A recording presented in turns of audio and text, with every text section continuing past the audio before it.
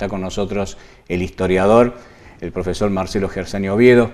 Profe, muchas gracias por estar nuevamente con nosotros. No, Mario, gracias por la invitación, siempre. Y bueno, hablar de la fundación de San Fernando del Valle de Catamarca, recién fuera de cámara me contaba que es bastante compleja, no es una fundación de una ciudad como uno puede imaginar, o como, qué sé yo, me pasa a mí, en Córdoba, 6 de julio, Jerónimo de Ulloa de Cabrera fundó y listo. Claro. No es tan simple. Claro, vos sabés, Mario, que el proceso fundacional de San Fernando de Catamarca es el más original, y en esa originalidad está la complejidad del proceso, lo cual lo hace apasionante para quienes nos interesa, sobre todo este periodo, que es el periodo, la génesis de la ciudad, el inicio de la ciudad, donde se vinculan varios eventos, actores y factores que van a determinar que este proceso sea en verdad complejo.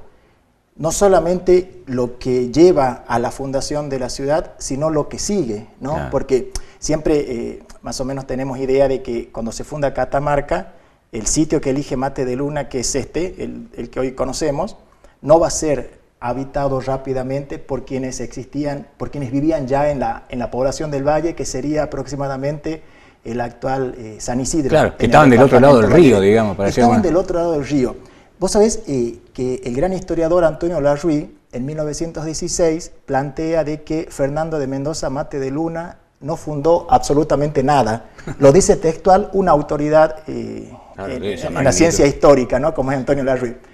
En realidad no se pretende borrar de la memoria, sí, ¿no? Sí. Lo que conocemos, pero sí pretendemos desde las investigaciones actuales y con el acceso a nueva documentación de revisar la información que hasta ahora conocemos con respecto a ese proceso, que en realidad creo que no buscamos, digamos, borrar nada, sino al contrario, aportar información que enriquece, claro, todo ese proceso. Es sabido que lo que hace Mate de Luna, y nosotros lo hemos escrito en algún lugar, es desobedecer al rey. Mira, yo siempre digo que nuestra ciudad surge de un gobernador del Tucumán desobediente de la orden real, porque Mate de Luna tenía que trasladar. Mira, con Antonio Ogas, colega y amigo, hemos trabajado este tema en detalle. Mate de Luna debía trasladar la ciudad de Londres, que estaba en Pomán, fundada en 1633 y que nunca tuvo vida de ciudad, nunca fue ciudad, debía trasladarla al Valle de Catamarca, a la población del Valle en el actual San Isidro. Y lo que hace Mate de Luna es justamente desobedecer esa orden real y cruza el río, claro, y funda, elige un nuevo sitio al frente, con la excusa, entre comillas, de que el río crecía y afectaba la zona y que existían unos animalitos que la fuente los denominan los bumbunes, claro, que horadaban las paredes y afectaban los edificios, ¿no? Como si fuese que eso no pasaría cruzando el río, claro, ¿no? Elige el sitio, funda la ciudad. Este sitio donde hoy está la ciudad, no era querido, aceptado por quienes ya vivían desde hacía un siglo en la población del Valle, ¿no? Sí, ya generaciones habitaban en aquel sitio. Entonces, a partir de ahí se inicia un proceso que es lo que estoy trabajando ahora para un artículo. Luego de la fundación, luego que Mate de Luna se va, imagínate, Mario, que van a pasar 15 años hasta que recién, aproximadamente 15 años, hasta que recién se inicia la población efectiva de la nueva ciudad. Era muy importante la actitud también de desacato de los vecinos, de los moradores, habitantes de la población del Valle, porque el rollo de justicia, el tronco que se planta en el medio de una plaza en la ceremonia de fundación, eso significaba la presencia del rey. Es decir, que todos los que vivían en el actual San Isidro miraban el rollo de justicia, claro, y no les decía nada. Claro. Y dicen las fuentes que el rollo de justicia permanecía envuelto en malezas. Estaba este sitio totalmente despoblado.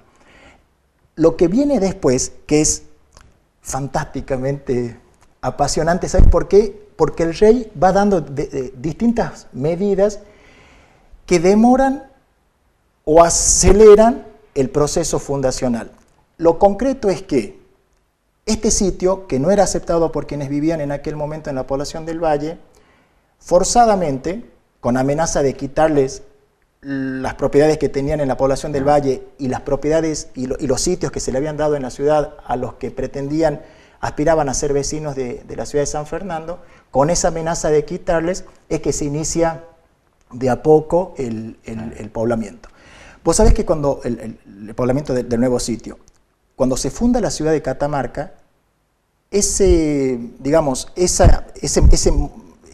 momento, ese evento, determina la quita de jurisdicciones, y esto no es un dato menor, a La Rioja, por ejemplo, ¿no? También a Santiago y a Tucumán. Pero los riojanos, cuando se enteran de que se les quitaba territorio, mandan una carta al rey, el cabildo riojano. Esa carta al rey, esa queja riojana, determina la demora de todo este proceso. Los riojanos no sabían que a cambio de cierto territorio que le quitaban, se les daba otro, ¿no? Entonces hubo un cambio que sería la zona de Chumbicha. Pero esas demoras determinaban casi con un lapso de 2 años entre que iba a España y volvía, la queja llegaba a España y de allá llegaba la cédula real. Eso va a determinar la demora en todo este proceso. Recién hacia 1693, concretamente, se va a iniciar, 10 años después de la fundación, se va a iniciar lentamente el proceso de ocupación del actual territorio. ¿Y se iba a llamar Catamarca? Vos sabés que, mira, te decía recién, antes de estar aquí, conversando fuera del aire, Catamarca no tendría que existir. Vos sabés que podría ser un buen título de un libro, ¿no? Y que tiene que ver también con nuestra identidad, ¿no? Siempre lo pienso, porque Catamarca ha sido una ciudad forzada en un espacio geográfico no deseado, por un gobernador del Tucumán desobediente a la orden real. ¿Y sabes por qué desobediente? Porque él mismo, en una carta que escribe meses después de la fundación de Catamarca, le dice al rey concretamente: no pude cumplir con su voluntad porque el río crecía, los bombones y toda la explicación, ¿no? Entonces, eso va a determinar que algún historiador plantee de que Mate de Luna pretendía pasar a la historia con la gloria de llamarse fundador de ciudad y no solamente trasladador. Imagínate en la estrategia que aplica Mate de Luna, que es ponerle a la ciudad su nombre de pila: Fernando de Mendoza Mate de Luna, San Fernando. Pero él no dice que es por eso, sino que porque ingresó al valle el 30 de mayo, que es el día de San Fernando. Claro. Entonces, porque ingresé al valle el 30 de mayo, le pongo el nombre de San Fernando, no porque sea el nombre de pila. Es decir, que Mate de Luna reúne las características propias del conquistador colonizador que pretende, a partir de una obra de servicio a la corona, como es nada más ni nada menos que fundar una ciudad, perdurar, ¿no? Con todo este tema que nos interesa para quienes investigamos este periodo, la cuestión del prestigio, del honor, de perdurar. Y gracias a esa actitud desobediente, digamos, de Mate de Luna, es que la ciudad existe hoy, ¿no? Y es la partida de bautismo, conflictiva partida de bautismo, pero que es, al fin y al cabo, parte de nuestra historia. Y el acta hace referencia digamos, habla de la ciudad de San Fernando del Valle. ¿Cómo lo plantean? Mira, el estudio de las actas capitulares es lo que nos lleva a concluir, siguiendo en esto a mi profesor de Historia de Catamarca, Gerardo Pérez Fuentes, que ya nos planteaba eso en clase, de que Catamarca en realidad se funda entre el 21 y el 22 de junio. Vos sabés, Mario, que el acta del 21 de junio, el acta del Cabildo, plantea se inicia así: en el Valle de Catamarca. Claro. Y el acta del 23 de junio dice: en la ciudad de San Fernando, Valle de Catamarca. Es decir, que en ese lapso de 48 horas se funda la ciudad. ¿Sabés por qué? Porque en ese momento se constituye el Cabildo. No puede haber ciudad sin Cabildo. Claro. No puede haber ciudad sin Cabildo. El Cabildo es la institución más importante en la administración de una ciudad.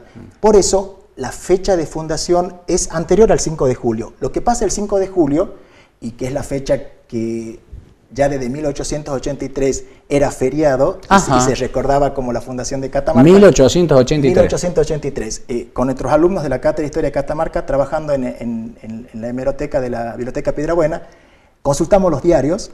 Y entonces los chicos encuentran ese dato que es significativo. Ya desde 1883 se recuerda el 5 de julio. Pero cuando hacemos un análisis exhaustivo de las fuentes, la ciudad ya existía el 23 de junio.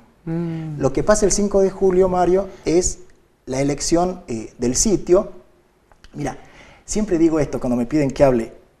Es tan complejo todo que uno termina como desordenado porque son varios procesos casi paralelos, que se van dando claro. Al mismo tiempo. Factores externos, como por ejemplo las cédulas reales, que demoran o no lo que sucede aquí, y también la actitud interna de los que habitan la población del valle y no quieren ocupar el nuevo sitio. Imagínate, desafiar la autoridad de un gobernador del Tucumán que dijo, ahí fundé la ciudad, ustedes tienen que ir ahí, y desde San Isidro diciendo, nosotros no nos vamos. Porque todavía hoy le decimos bueno, las chacras. Marca, claro, por eso marca el capitalino y las chacras. Dicen las fuentes, Mario, que las chacras era un vergel. Claro. Nadie quería dejar su lugar. Aparte, es como que ahora que nos digan a nosotros nos tenemos que ir a un lugar, a otro lugar, ¿no? Sí, sí. Dejar tu casa. Vos sabés que justamente anoche leí un documento, refrescaba la lectura de un documento donde en la población del Valle dice, esta decisión de Mate de Luna determina la ruina y el fin de nuestro pueblo. Ellos se sentían identificados con la población del Valle. Ellos era su lugar.